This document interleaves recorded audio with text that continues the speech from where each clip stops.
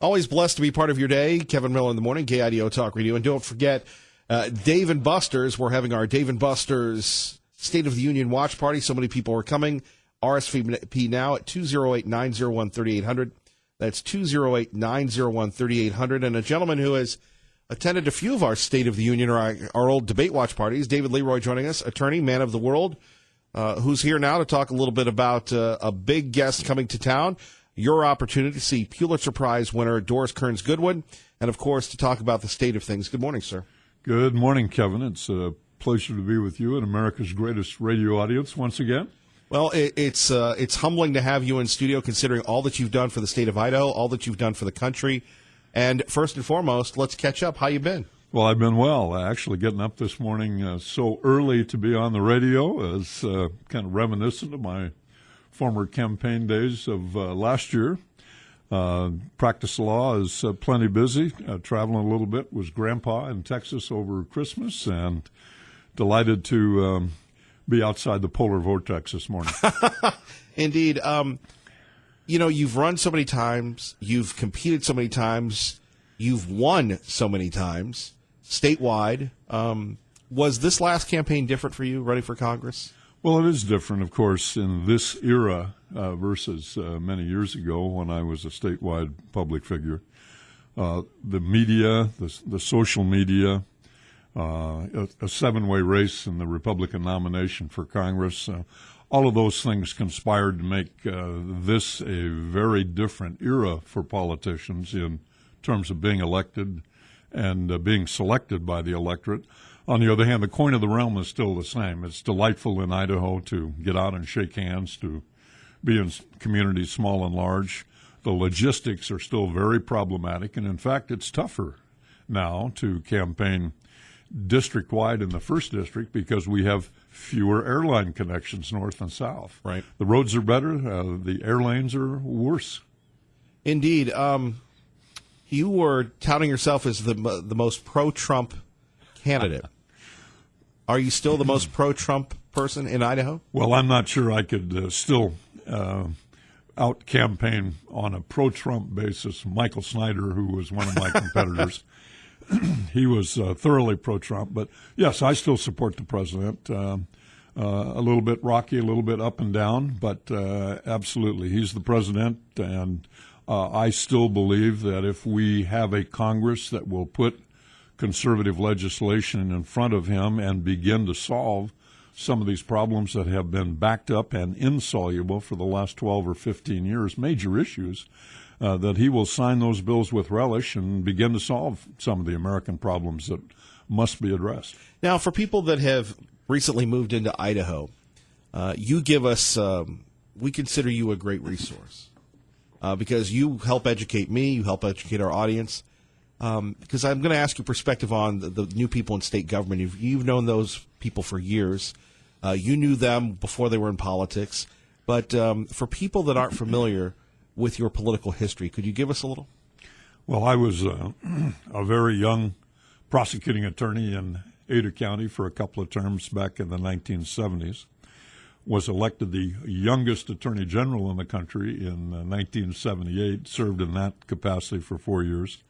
Was lieutenant governor of Idaho in 1982's election and served in that capacity for 4 years. And then in 1986, I run in one of the heroic governor's races in Idaho history. Me, the incumbent lieutenant governor, against Cecil D. Andrus, a former governor who came back to Idaho from being Jimmy Carter's Secretary of the Interior to run against me. We battled vigorously, and he nosed me out by one vote per precinct. Had we switched 1,800 votes or had my wife brought a few more of her cousins in from Utah, I'd have been governor of Idaho. Right.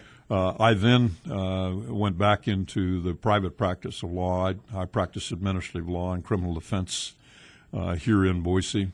Got a call from the White House one day and asked me if I'd like to take the presidential appointment called United States Nuclear Waste Negotiator and sell nuclear waste all over the country and all over the world. And I did that job for 3 years for George Herbert Walker Bush. Have continued to be active in a lot of political and quasi political organizations like the Ada County Lincoln Day Banquet Association, Sure. which exactly 3 weeks from tonight is bringing in presidential historian Doris Kearns Goodwin. So I have made an industry of telling the story of Lincoln and Idaho, which is quite a story. Right. He was the president who organized, lobbied for, and signed the bill creating Idaho Territory. He sent 15 of his early friends and political associates out to be our early officers, and really was the man during the Civil War who gave Idaho a role to help win the Civil War. So it's an exciting story, and on that front, and on the front of being a former political officer, it's my delight to remain active in political affairs here in the state. Now, before we, and there's a gentleman that sends postcards here, and he sends them to David Leroy and Mike Miniger and Dave Petso and Tea Party Bob and others. We still haven't figured out who he is. He hates Abraham Lincoln, but what was Idaho's role in the Civil War? I've never heard that before. Well, Idaho Territory was organized by Lincoln in 1863 to help assure that there was a Union-friendly government in this big expanse of territory. And what a territory it was, some 300,000 square miles all the way from Washington, Oregon to the Dakotas, and a bigger area than Texas. But when he appointed loyal Union men to that office of territorial office holder, he knew that he had a friendly government out here in the West. And, of course, the Civil War was about, will the Western territories be slave or free? And he assured, by virtue of that and the constitutions and statutes that pertain to Idaho, that we were a free area. But the significant thing we did was not raise soldiers, although California and Oregon sent battalions and detachments to the Civil War. What Lincoln told William Wallace, the first governor of Idaho Territory, to do was help to organize the mineral wealth of Idaho in a way that it could be used for the Civil War, and that was done. The miners here in Orofino area and in the Boise area, Boise Basin area, would produce their mineral wealth in terms of gold dust or gold nuggets, send that either via wagon through Sacramento to San Francisco, or in the case of North Idaho, down the Snake River to Portland, where it was transshipped to San Francisco, and it ended up in the San Francisco Mint. And when mingled with California gold dust, Nevada gold, Idaho gold, and that conglomeration were minted at the rate of $1 million of $20 gold pieces every 2 weeks and shipped back to Washington to help buy the bullets and pay the soldiers to win the Civil War. So we had an important role, even though we were 2,000 miles distant from those Civil War battlefields. Our great friend David Leroy joining us, 107.5 FM, 580 AM, KIDO Talk Radio. Now, we're not going to sit here and not allow you, sir, to promote this event that we're so graciously a part of. Doris Kearns Goodwin coming to the Treasure Valley. Obviously, Ada County Lincoln Days, we're celebrating this. This committee has been going on for so many years. We've had so many big-name folks here. For people that, again, are moving in, and I'm going to get to you about that, why should they attend? This is a fabulous organization that we have, an educational organization called the Ada County Lincoln Day Banquet Association. Has for 108 consecutive years had a banquet that venerates the memory and the legacy of Abraham Lincoln, the oldest such organization in the western United States. West of the Great River. West of the Big River. And we have had, as you note, former presidents, notable senators, notable public figures, but we have coming 3 weeks from tonight, on Thursday, February 21st at 6 p.m., Boise Center on the Grove, Doris Kearns Goodwin, a notable presidential historian, Pulitzer Prize winner, the best-selling author from New York Times numbers, coming to give us an address on Abraham Lincoln. She's just written a book, Leadership in Turbulent Times, that talks about Lincoln. And, of course, she was the author of Team of Rivals, that significant insight about how Lincoln put his cabinet together. But I expect her address to focus on Abraham Lincoln, his leadership, and give some perspective about those turbulent times of the 1850s and 60s that may be highly relevant to these turbulent times, Sure. our own era. How can people get tickets? If people click on the internet to adacountylincolnday.org, adacountylincolnday.org, individual tickets are available there, $70 a piece, and again, a spectacular evening that we expect truly historic and significant insights from the nation, probably the world's leading presidential historian as to Lincoln and everybody else in this country. Kearns Goodwin has written books about Teddy Roosevelt, a Republican, about Lyndon Johnson, who was her mentor, about Eleanor and Franklin, the book for which she won the Pulitzer Prize. So a Pulitzer Prize-winning author, Lincoln historian, coming to Lincoln's favorite territory 3 weeks from tonight to talk about it. adacountylincolnday.org, available tickets. And we'll continue on. Let's go to the phones. Aaron in Nampa, a question for David Leroy on KIDO Talk Radio. Good morning, Aaron. Hi, good morning. Yes, I guess I would just want to hear his thoughts on the Corwin Amendment, because Lincoln was not a freedom-loving guy. And I also, I guess, just quick editorial comment.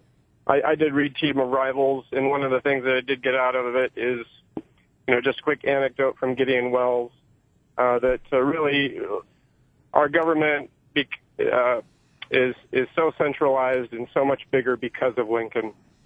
And no, I don't think he was a good man.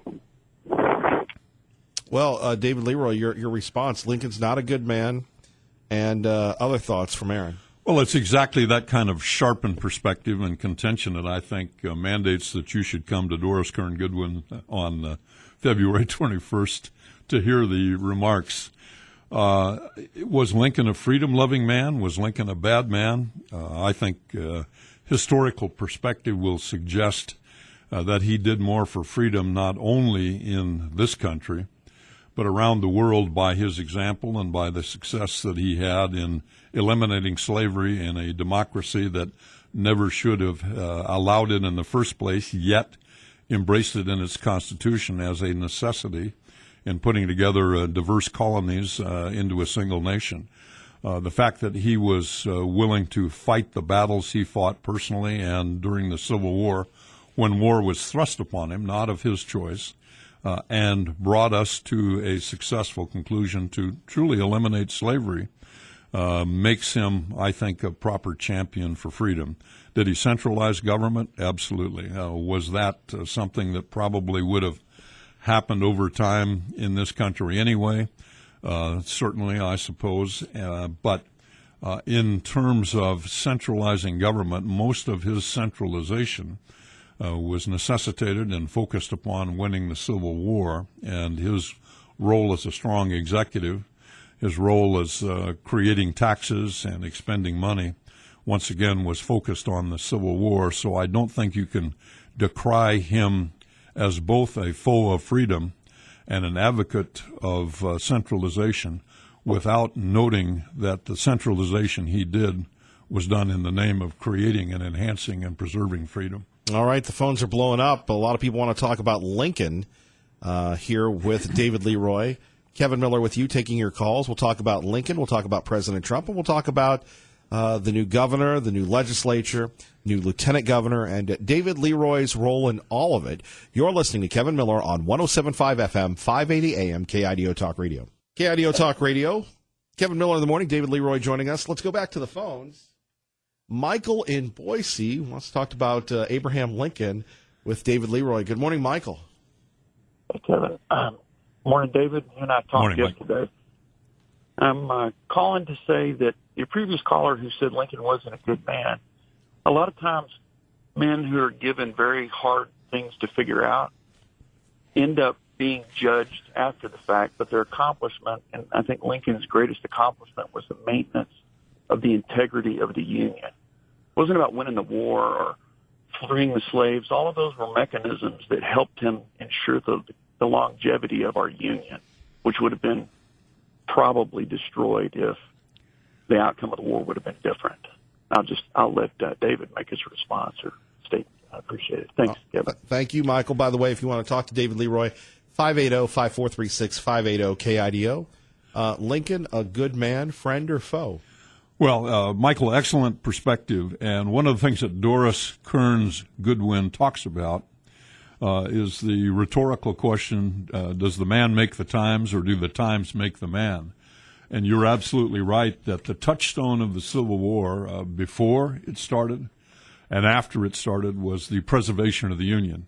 Lincoln, when he initially announced political positions, said that if he could save the Union and free all of the slaves, he would do it. If he could save the Union and free none of the slaves, he would do it. He began his journey as a candidate and as president with the touchstone of saving the Union, and it guided him as a lodestar all the way through the Civil War, and it ended up that freeing all the slaves was the way to preserve that Union. But your perspective is precisely correct, and it is certainly the fact that he did save this Union that allows us to debate today and bring in a speaker like Doris Kearns Goodwin to give us her perspective on, do the times make the man or the man make the times? 580-5436-580-KIDO. Let's go back to, and we were talking a little bit about this off the air, the pivotal year of 1864. It didn't look like Lincoln was going to be reelected. Grant and Sherman were at stalemates. Lee was holding everybody off. In fact, many people think that if the South could have held on for a little while longer, there would have been more favorable terms, maybe a ceasefire, maybe a southern United States. Your thoughts on the unique relationship between Sherman, who was a crazy man, Grant, a drunk, and yet they had such a unique friendship, pretty much ostracized by folks in the military, and then you have Lincoln, who had this uncanny belief in both men. Well, Lincoln had the misfortune of not having a strong military background. He had the misfortune of picking a series of generals who did not fight and did not win and maneuvered poorly with Union troops, even though we had superior armament and superior numbers and managed to lose battles for 3 years. So it did appear that Lincoln was not going to be reelected. Ironically, the principal candidate of the Democrats against him was George McClellan, right. One of the generals he'd first hired and first fired. And McClellan's platform essentially was, let's negotiate peace with the South. So unless Lincoln was able to produce some kind of image for the troops who would be voting, for the people who would be voting in the northern states, it was highly likely that he wouldn't be reelected. One of the things he did well ultimately was find generals who could fight. Both Sherman and Grant, for their personal peccadillos, were generals who could fight and win, and a series of battles, particularly culminating in Atlanta in, I think, September of 1864, just before the election, gave the troops and gave people the image that Lincoln indeed was on the right path, and he was soundly reelected over McClellan, in part because of the successes of Grant and of Sherman. Okay, big question for you that I'm sure you've gotten many, many times, not including your numerous appearances here on so many morning shows and so many shows here on KIDO Talk Radio. What would the world have been like if Lincoln had lived? Well, had Lincoln lived, he had plans to aggressively be a leader to reconstruct the South.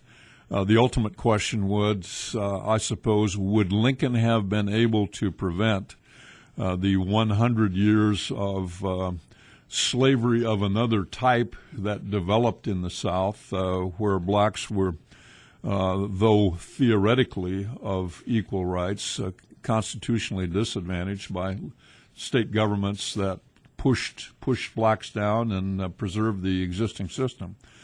He would have certainly aggressively intervened. I think that he would have served out his additional 4 years making successful cultural changes in the South, but whether he would have been able to avoid the backslide to the problems that we experienced for the next 100 years in the South, I don't know. If he would have been strong enough to fight the quote-unquote rabid Republicans that pretty much took over That would have been fascinating to see because he had won the war. If he had that strong bully pulpit to guide us through. One of Lincoln's strengths was, of course, that in working with the Congress, the Southern congressmen all left and seceded, and he had a Congress that was very focused on winning the war and very focused on doing the kinds of things that he needed to do to win that war. Actually, Doris Kearns Goodwin was a consultant on the movie Lincoln, which gave an interesting insight about him maneuvering to pass a constitutional amendment to abolish slavery. Those sorts of maneuvers were possible during the Civil War era when Lincoln had a very pro-North Congress.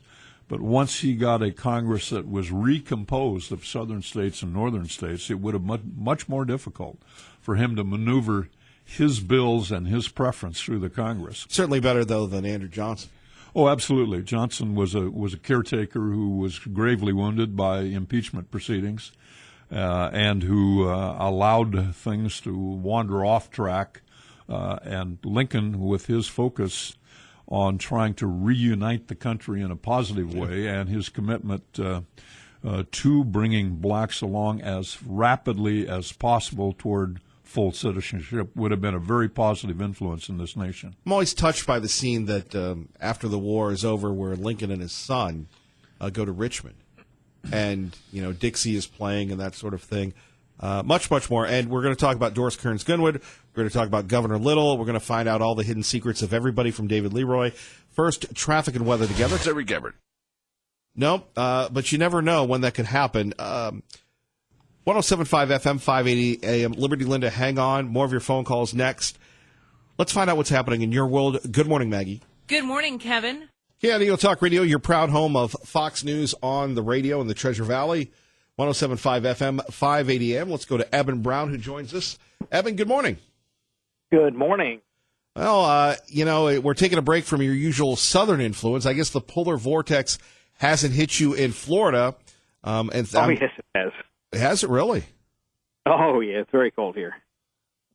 Well, what, 20 degrees, 30, 40? Oh, no. That would be ungodly. I mean, it's like 65. I see. We don't want to go outside because we'll get sandbitten. I see. Evan, let's talk a little bit about what's going on in Washington State concerning law enforcement's reaction by new gun laws. So there's a new law that has grown out of a ballot initiative that was passed last November, and there are now a lot of county sheriffs in Washington that are refusing to enforce it. The laws do a number of things, but one of the things that has really gotten people upset is that it raised the age that one can own or possess a long gun, semi-automatic long gun, to 21 from 18. There are a number of people who feel that this is not only violating both the U.S. Constitution but also the state constitution in Washington. And there's also something that has really rubbed people the wrong way is that the law does not provide an exemption or a provision for members of the military who are ages 18 to 20, or even people employed in law enforcement between the ages of 18 and 20 to possess long guns personally, semi-automatic long guns. So that essentially means because anyone under the age of 21 due to federal law can't have a handgun, that essentially leaves a lot of people who work as police officers unarmed during their off-duty time. Boy, is it too soon to challenge this in court? Well, never, of course, but it hasn't happened just yet. I assume that it will. I guess another one of the complaints that law enforcement has about it is that there are plenty of people ages 18 to 20 that possess semi-automatic rifles and have never been in trouble with the law, aren't expected to have any trouble with the law, and otherwise behaving within the confines of the law and not a danger or trouble to anybody, and now they might technically be criminalized for owning what otherwise was legal property. So it has caused a number of county sheriffs who are constitutional officers, they are elected, to say we're not going to enforce this if we encounter someone who is between the ages of 18 and 20 that isn't committing any actual crime and they happen to have a semi-automatic long gun with them. We will not arrest them. We'll not take them in. We won't ticket them. We won't do anything of the sort. We are not going to encourage anyone to turn in their weapons, and it is their belief that ultimately the courts would overturn it. Evan Brown, bundle up. We appreciate the insight from our friends just down the road from us. Thank you, sir. You got it. 580-5436, 580-KIDO. Before we get to Liberty Linda, David Leroy joining us once again. Getting ready for Doris Kearns Goodwin coming to the Treasure Valley. What do you make of that story out of Washington? Well, you're an attorney. I think there are two significant points that you just discussed. Number one, of course, would be what sounds to me like an overbroad and unconstitutional statute that eliminates proper right to keep and bear arms for citizens who are entitled to it under the U.S. Constitution. It begs a lawsuit, and I would expect it would be severely reviewed by a conservative court. But secondly, the thing that is most problematic is even well-intended, these local sheriffs who say, I'm not going to follow the law, potentially create more confusion for the public about the rule of law. Our laws should all be consistent, appropriate, enforceable, breed public respect. And when we've got chief law enforcement officers in some counties going one direction and in other counties going another direction, it breeds confusion about the rule of law. That's a severe problem in this society these days. David Leroy joining us. Before we get to Liberty Linda, who's been standing by, we want to make sure that you publicize the big event coming up. Exactly 3 weeks from tonight, Thursday, February 21st, 6 p.m., Boise Center on the Grove.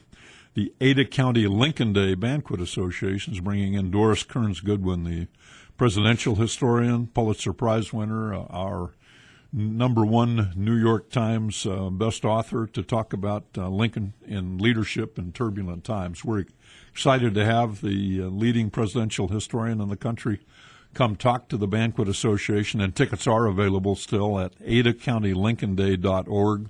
3 weeks from tonight, February 21st, an exciting lecture by the most substantial presidential historian in our country and probably a U.S.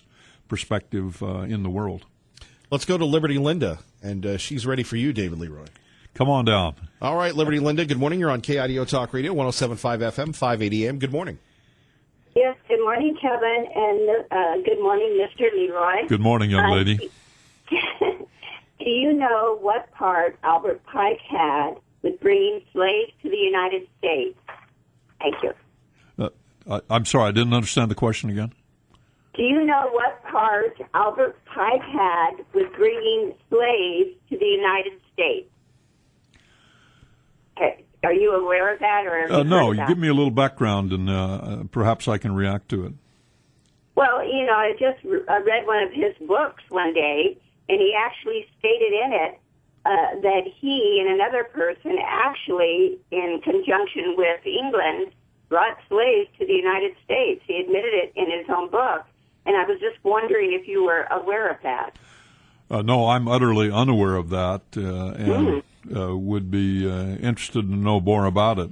The whole history of the importation of slaves to this country is a very checkered and tawdry part of our history, and I have no doubt that many of the agricultural, commercial, and probably some of the political leaders of our country were instrumental in that in colonial days. It's a sad history, but one that's shared, of course, with England and other powers of that era. All right, Liberty Linda, thank you for the call.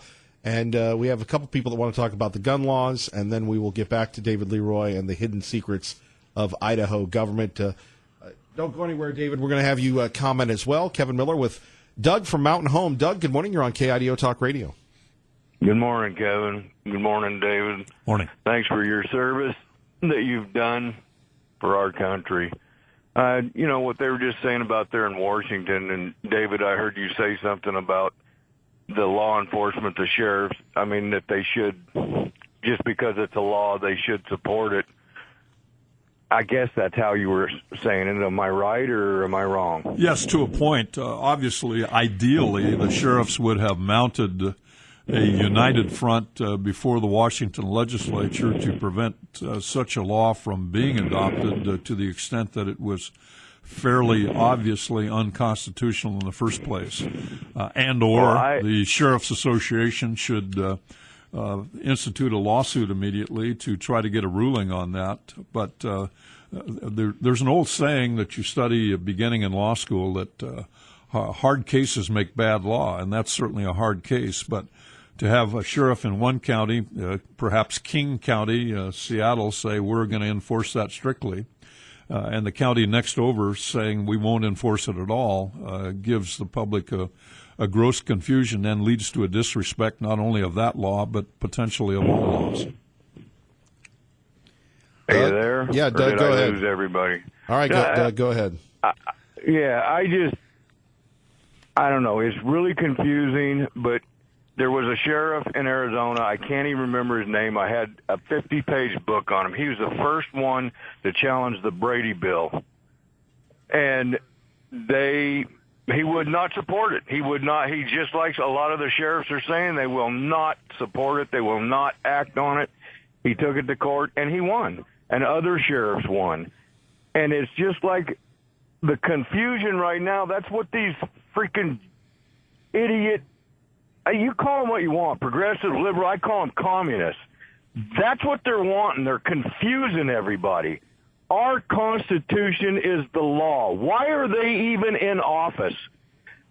They're pushing this thing just what you're talking about, the Civil War.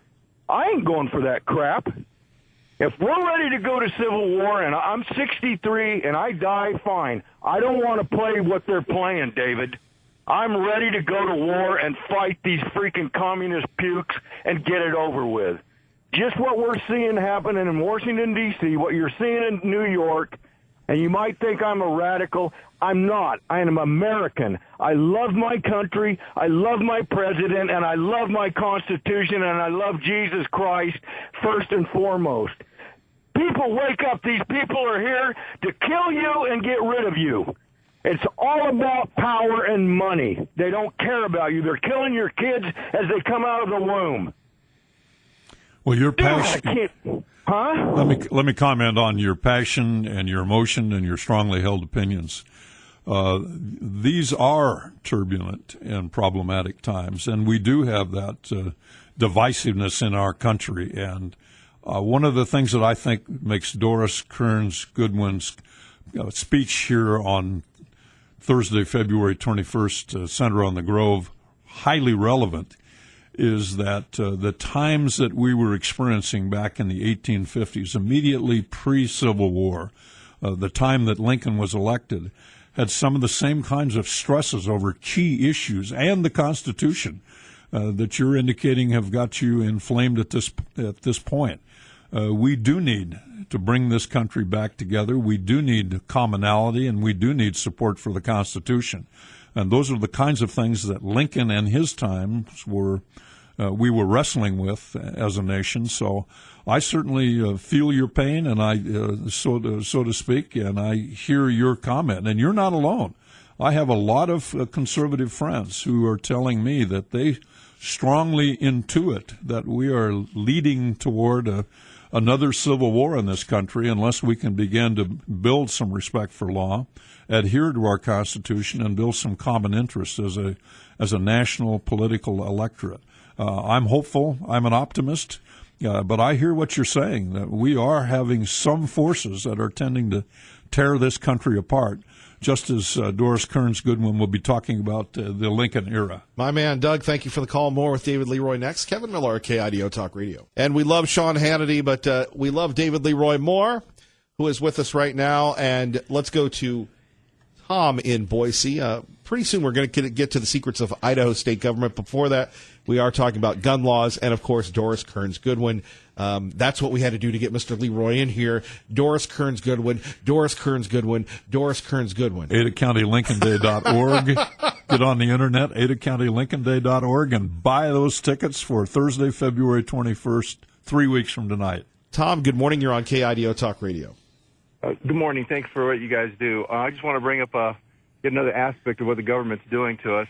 Unfortunately, the one thing I disagree with the president is the fact that he signed into law that you were to turn in your slide fires and bump fires and all these devices that you legally purchased with a certification from the government, the ATF, saying these are perfectly legal. You purchased them. They came at a great cost, usually about $200 to $300. And now if you don't turn this device in, much like 30-round magazines or other magazines that have greater than 6-round capacity in some states, the government allows you to purchase things and own property up until it decides it doesn't like you to have that property. And then without any compensation, these people who bought these things, legally own them, are good citizens, are told now they're going to be a felon if by next month, at the end of the month, they don't turn them in. And you have to destroy them or turn them in and destroy them in a certain manner. So this confusion about rule of law, I agree. We don't know anymore what our rights are. I know what my rights are. They're according to the Constitution. And if you're an adult, you should own the same kind of weaponry that the common soldier has, so you can join a militia or protect your country. But, you know, one day you own this, and then the government decides, oh, we don't want the common citizen owning that. And they make a rule out of it later on, says what was legal is now illegal. You're a criminal unless you turn it in, and no, we're not going to pay you. And that's just wrong. I'm not going to turn over something that was purchased legally and then all of a sudden made illegal. Sounds like a got a certificate. Sounds like a case for David Leroy. Your thoughts? Well, it is a pretty good example of government reversal. And remember, the bump stock became highly controversial with the Las Vegas shooting. We knew and learned at that time that the ATF had examined the issue and determined that it did not have the authority by regulation, because of the way the statutes were written, to preclude bump stocks. And then suddenly, when the Congress did not act to clarify in this area, the ATF reversed itself and adopted the regulation that's just been described. It is a perfectly good example of ATF regulations reversing themselves without any statutory authority to do so. The bottom line is Congress is not doing its job. Great. Thank you very much. Thank you, Tom. Thank you for listening to KIDO Talk Radio. Traffic and weather together. Let's get you to News Channel 7's Eric Everett. And we go to Pro-Life, who knows David Leroy very well. Good morning, Pro-Life. Good morning, yeah. I do know David somewhat. You know, when the fellow from Mountain Home that called in, and David said, well, something about your opinion, I respect your opinion or whatever. That man, you can tell just by what his passion, he doesn't have an opinion. That's his convictions. And there's difference between convictions and preferences or opinions. And that makes the difference in culture. That makes the difference in our government. And when people have convictions, they don't compromise. So you have to have physical separation of those kind of people. So I'm saying that if sheriffs want to have a different interpretation of what should happen under God-given rights, they should do that. They should not give in to preference or courts. So you're saying disobey the law. In fact, you think that if Idaho doesn't like a law, that it shouldn't recognize it, and you're all about that. Isn't that secession? Yeah, maybe in a way. It's then let's let David Leroy jump in here, and legal I want to hear you two go at it. You know, words do matter, and I think you have properly caught me in not calling a conviction and merely dismissing it unintentionally as an opinion. I agree, convictions do matter, and there is a role for civil disobedience in this country.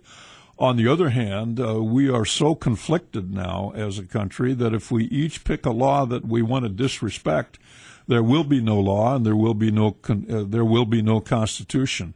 We need to make our institutions work. The Supreme Court needs to work, and luckily we have a conservative president who is moving that in the right direction. The Congress needs to enact things and not simply let the ATF go back and forth on regulations without notice at an administrative level.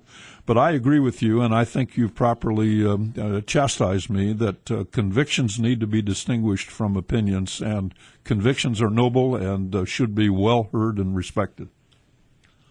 And there we have it. That settles it, Pro-Life. Thank you very much.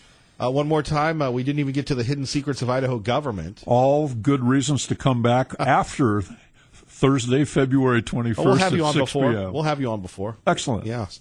So, again, one more time, if people want to hang out with you and Doris Kearns Goodwin. Doris Kearns Goodwin will be at the Boise Center on the Grove 3 weeks from tonight, Thursday, 21st, with her comments on leadership in turbulent times and Abraham Lincoln.